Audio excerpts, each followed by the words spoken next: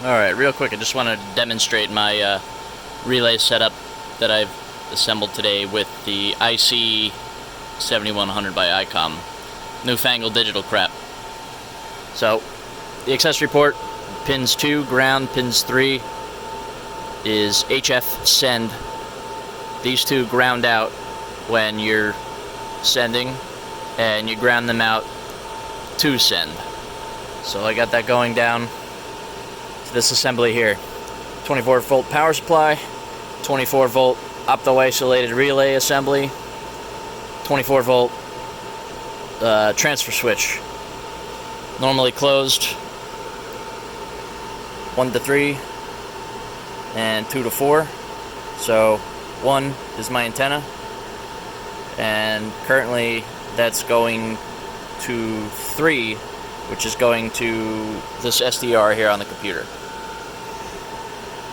2 is the transmitter, and 4 is this old bird dummy supply.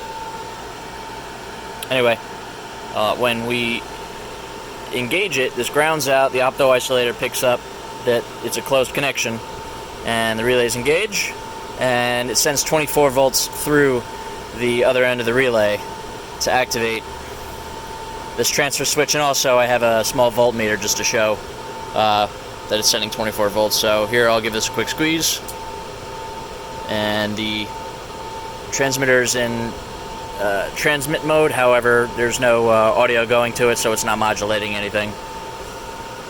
So now 1's going to 2, so the transmitter is talking to the output antenna, and 3 is going to 4, so the SDR is grounded out into the dummy load. And then I have this currently on W2XG, but it works the same principle. So I call CQ, and at the cycle it will engage. Alright, relays are switched. We've got 20 watts out, and my SDR can still hear it.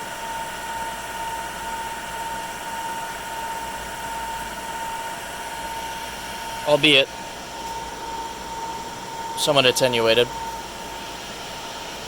Let's give it another go.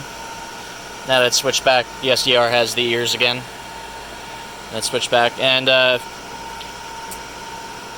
transmit delay is taken care of by the rig. That has a nifty little feature, so I have it delayed right now for testing purposes by 30 milliseconds, but that could also be configured via other means. So I've got this one transfer switch in right now. I'm going to hook this one up subsequently for other use.